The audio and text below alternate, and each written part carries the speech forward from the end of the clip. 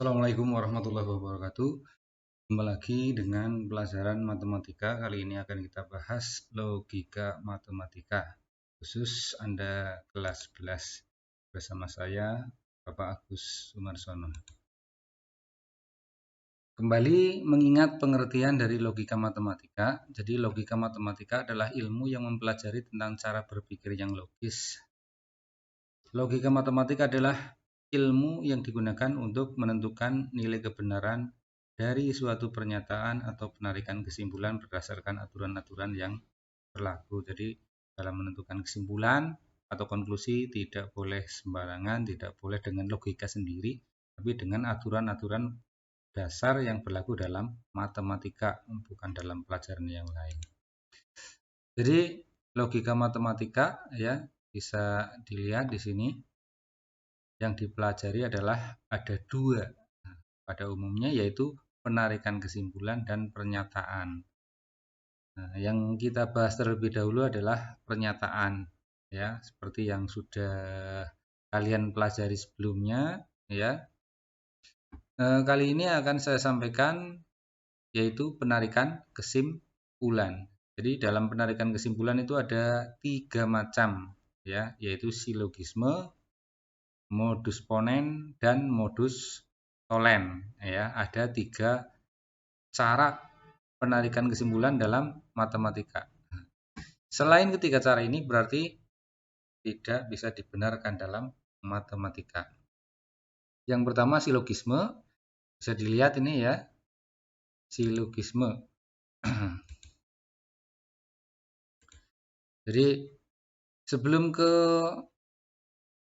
modus ponen, modus tolen atau modus talen ya, dan silogisme, kalian harus mengetahui terlebih dahulu istilah-istilahnya, yaitu ada premis, konklusi, dan argumen ya. Jadi premis itu adalah pernyataan ya. Misalnya premis 1 itu pernyataan 1, premis 2 pernyataan 2 ya, dan seterusnya. Sedangkan konklusi itu adalah kesimpulan ya. Kemudian ya, ini konklusi sebaiknya diturunkan dari premis-premis atau pernyataan-pernyataan.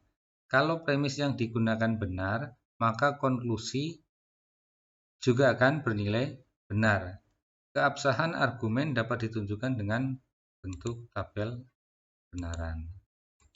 Sebagai contoh, tunjukkan dengan tabel kebenaran. Premis 1 atau pernyataan 1 menyatakan bahwa jika P maka Q. Jadi ini implikasi ya antara P dan Q. P itu suatu pernyataan, Q juga suatu pernyataan. Itu dibaca jika P maka Q. Sedangkan premis 2 adalah P. P bernilai benar ya, karena tidak diingkar berarti di situ P bernilai benar. Premis 1 jika P maka Q. Premis 2 P bernilai benar, maka kesimpulannya adalah Q bernilai benar. Nah, bisa dibuktikan dengan menggunakan tabel kebenaran. Jadi premis 1 yaitu jika P maka Q. Implikasi antara P dan Q. Dan P bernilai benar. Maka kesimpulannya adalah Q bernilai benar. Bisa dilihat tabel kebenarannya ya. Di sini ada P dalam berbagai bentuk. Jadi P suatu pernyataan bisa bernilai benar dan juga bernilai salah. Demikian juga nilai Q bisa bernilai benar juga bisa bernilai salah. Mengapa P ditulis BBSS, Q ditulis BSBS? Sebenarnya ini bebas ya. Intinya jika ada dua pernyataan P dan Q, maka ada 4 kemungkinan, yaitu P benar, Q benar, P benar, Q salah, P salah, Q benar, dan P salah, Q salah atau keduanya salah. Jadi sebenarnya ini urutan BBSS dan BSBS ini tidak harus seperti ini, tapi sebaiknya seperti ini ya. Jadi agar mudah dipahami saja. Jika P maka Q. Ini implikasi antara P dan Q. Jika benar maka benar. Kesimpulannya adalah benar. Kemudian jika P maka Q, P-nya benar, Q-nya salah. Jika benar maka salah. Kesimpulannya adalah salah. Jika P maka Q, P-nya salah, Q-nya benar. Jika salah maka benar. Kesimpulannya benar. Kemudian yang terakhir, jika P salah maka Q salah. Jika salah maka salah. Kesimpulannya adalah benar. Jadi ini mengingat kembali bahwa suatu implikasi akan bernilai benar jika pernyataan pertama itu salah. Jadi ini jika pertanyaan pertama salah, apapun pernyataan yang kedua, kesimpulannya adalah benar. Atau jika keduanya benar. Jika benar maka benar, sehingga kesimpulannya benar. Sedangkan jika pernyataan pertama benar, pernyataan kedua salah, ini kesimpulannya adalah salah. Kemudian hubungan antara implikasi jika P maka Q dan P. Jadi yang pertama kita lihat ini implikasi antara P dan Q, ya. Implikasi antara P dan Q dibaca adalah jika P maka Q. Benar, salah, benar, benar. Ini dan ya atau konjungsi. Suatu pernyataan akan bernilai konjungsinya itu benar apabila keduanya adalah benar. Selain itu salah. Berarti dibaca ini benar dan benar. Kesimpulannya adalah benar. Kemudian salah dan benar. Kesimpulannya adalah salah. Mengapa salah? Karena nilai konjungsi akan bernilai benar apabila keduanya benar. Selain itu salah. Kemudian yang ketiga, benar dan salah. Kesimpulannya juga salah. Benar dan salah. Kesimpulannya sama-sama salah. Jadi sekali lagi konjungsi akan bernilai benar apabila keduanya benar. Selain itu salah. Kemudian ini implikasi antara ini ya, antara ini ya. Jika P maka Q dan P dengan Q. Nah, berarti pertama melihat ini ya, melihat kolom ini. Kedua melihat Q. Ingat kesimpulan akhirnya ini adalah implikasi yang akan bernilai benar apabila pernyataan pertama salah atau keduanya benar. Kita lihat, jika benar maka benar. Ini keduanya benar, maka kesimpulannya benar. Kemudian berikutnya pernyataan pertama salah, salah, salah. Sesuai definisi dari implikasi. Jika pernyataan pertama salah, maka kesimpulannya benar, tidak peduli pernyataan kedua, ya.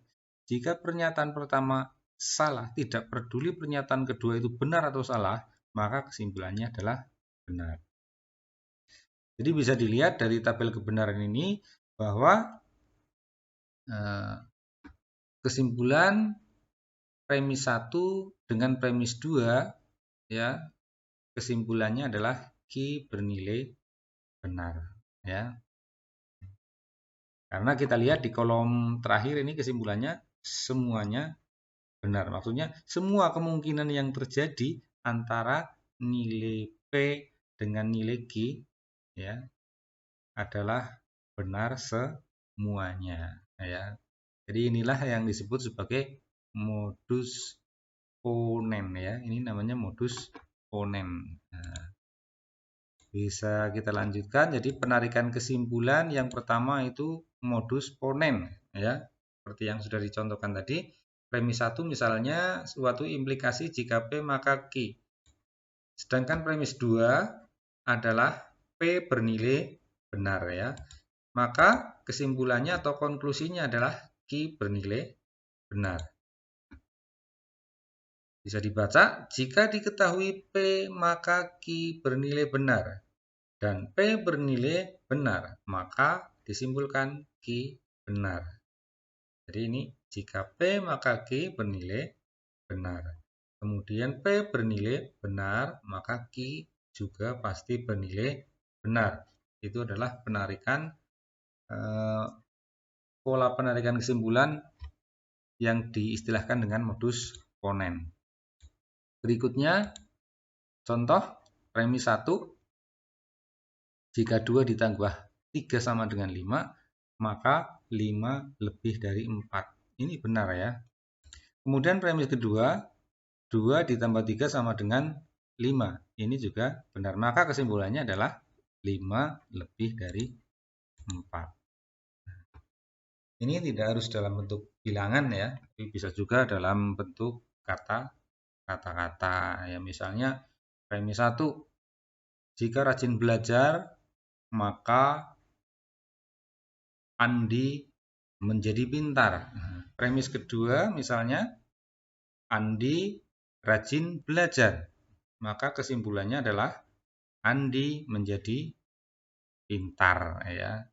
Itu misalnya dalam bentuk contoh kata-kata.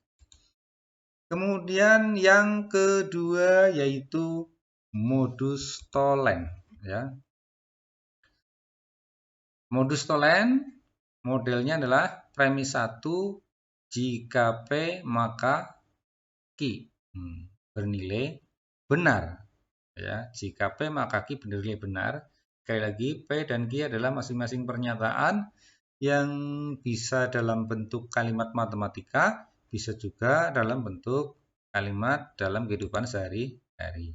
Kemudian premis kedua, ini pernyataan yang kedua ini ya. Jadi Q bernilai salah. Jika P maka Q bernilai benar, kemudian Q bernilai salah. Maka kesimpulannya adalah nilai P bernilai salah. Jadi konklusi atau kesimpulan. Ini cara membacanya. Jika diketahui P maka Q benar dan negasi Q benar, maka disimpulkan negasi P benar. Jadi negasi Q benar bisa diistilahkan juga dengan Q itu salah ya. Karena negasi adalah ingkaran. Ingkarannya benar tentunya tidak benar ya. Jadi negasi Q benar, ini negasi P benar. Atau dibaca dan Q salah, P salah, seperti itu. Sebagai contoh, premis 1 ini contohnya kali ini tidak dengan kalimat matematika tapi dengan kalimat sehari-hari. Jika hari hujan maka cuaca dingin. Jadi pernyataan pertama itu adalah hari hujan. Pernyataan kedua adalah cuaca dingin. Jadi nilai P di sini adalah hari hujan. Sedangkan nilai Q adalah cuaca dingin.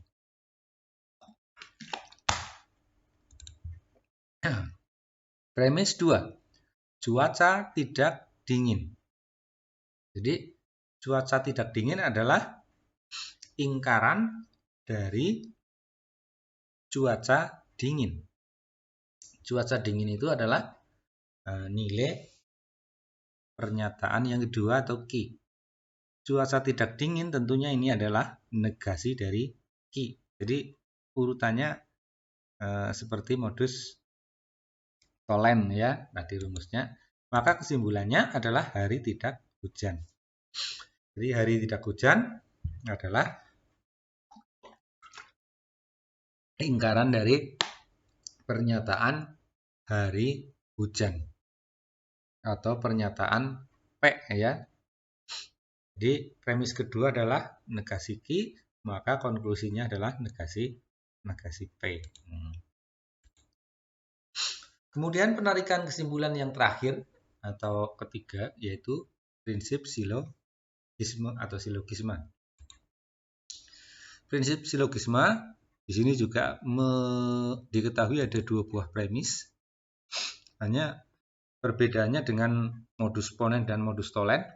Di sini kedua premisnya itu berupa implikasi, baik premis 1 ataupun premis kedua. Tapi implikasinya itu berurutan ya. Jika P maka Q benar, kemudian jika Q maka R benar. Jadi harus urutan. P, Q, kemudian di sini Q, R. Nah, bisa juga di sini A, B, kemudian di sini B, C seperti itu. Maka kesimpulannya disingkat ini. Jika P maka R benar. Jadi disingkat. Jika P maka Q bernilai benar, kemudian premis kedua, jika Q maka R bernilai benar, maka kesimpulannya adalah jika P maka R juga bernilai benar. Ini dibacanya seperti ini. Jika diketahui jika P maka Q benar dan jika Q maka R benar, maka kesimpulannya adalah jika P maka R adalah benar. Sebagai contoh, premis 1. Jika Maher seorang siswa SMK, maka Maher melaksanakan PKL. Jadi P-nya adalah Maher seorang siswa SMK. Q-nya adalah Maher melaksanakan PKL. Sedangkan premis kedua, jika Maher melaksanakan PKL, ini Q ya, maka Maher belajar di industri minimal 3 bulan. Maher belajar di industri minimal 3 bulan, ini adalah R ya. Maka kesimpulannya atau konklusinya ini disingkat ya. Jika pernyataan pertama maka pernyataan terakhir juga benar. Jadi jika Maher seorang siswa SMK, maka Maher belajar di industri minimal 3 bulan. Jadi jika P maka R. Jadi jika pernyataan pertama maka pernyataan terakhir. Ini adalah penarikan kesimpulan yang ketiga atau terakhir. Nah, sebagai latihan, ini yang pertama ini ya, bisa dilihat ada dua macam penulisan ya, ada dua macam penulisan. Aturan kesimpulan di sini ya. Mana yang merupakan modus ponen, modus tolen atau silogisme. Nah, sebelumnya di sini ada angka 5 ya. Sebenarnya ini angka 5 untuk menomori nomor latihan yang kelima, karena ini kan materi terakhir dalam logika matematika. Jadi langsung saya berikan nomor 5 ya. Jadi yang pertama, premis 1, jika ibu pergi maka adik menangis. Itu ibaratnya jika P maka Q. P-nya adalah ibu pergi maka Q ya, adik menangis. P-nya ibu pergi, Q-nya adik menangis. Premis kedua, adik tidak menangis. Berarti adik tidak menangis itu apa? Ingkaran dari Q ya. Konklusinya adalah ibu tidak pergi. Itu adalah negasi P. Nah, coba dipikir. Nah, itu termasuk modus tolen, modus ponen, atau prinsip silogisma. Nah, ya bagus ya. Saya yakin kalian bisa. Jadi itu termasuk modus tolen ya, modus tolen. Jika P maka Q bernilai benar, kemudian negasi Q bernilai benar, atau Q-nya salah ya, maka kesimpulannya adalah negasi P juga benar. Bagus. Kemudian yang kedua, premis 1. Jika log 10 sama dengan 1, maka log 8 dengan basis 2 sama dengan 3. Premis kedua, log 10 sama dengan 1. Maka kesimpulannya, log 8 dengan basis 2 sama dengan 3. Ayo, coba. Jadi, P-nya adalah log 10 sama dengan 1. Sedangkan Q-nya adalah log 8 dengan basis 2 sama dengan 3. Jadi kesimpulannya apa? Ya, bagus. Saya yakin kalian juga sudah bisa memahami. Jadi ini yang disebut sebagai penarikan kesimpulan dengan model modus ponen. Ya, bagus. Saya yakin kalian bisa. Kemudian yang ketiga di sini ada dua buah premis, di mana premis 1 dan premis 2 adalah suatu implikasi. Nah, jika Aldi seorang programmer IT, maka Aldi memahami flowchart, ya. Kemudian premis kedua, jika Aldi memahami flowchart, maka Aldi mampu mengoperasikan komputer. Konklusi atau kesimpulannya adalah jika Aldi seorang programmer IT, maka Aldi mampu mengoperasikan komputer. Nah, adik-adik atau anak-anak, coba dipahami, paham ya? Ya, bagus. Saya yakin sudah paham, itu adalah merupakan prinsip penarikan kesimpulan dengan model, bukan modus ya, tapi dengan prinsip silogisma atau silogisme. Ya, karena di sini ada dua implikasi ya. Nah, kemudian ini ya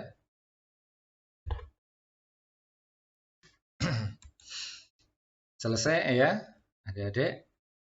Jadi kali ini kita hanya membahas penarikan kesimpulan dalam matematik, yaitu modus ponen, ya, modus tolen, dan prinsip silogisme. Ya, mudah-mudahan bisa dipahami. Ya, latihan-latihannya nanti dikerjakan ya sesuai dengan petunjuk yang ada di Google Classroom. Ya, jangan lupa ya, meskipun terlambat tetap harus mengisi absensi. Nah, terima kasih ya. Mudah-mudahan tetap sehat ya, tetap bahagia ya, dan mudah-mudahan pembelajaran tatap muka segera dapat dilaksanakan ya. Assalamualaikum warahmatullahi wabarakatuh.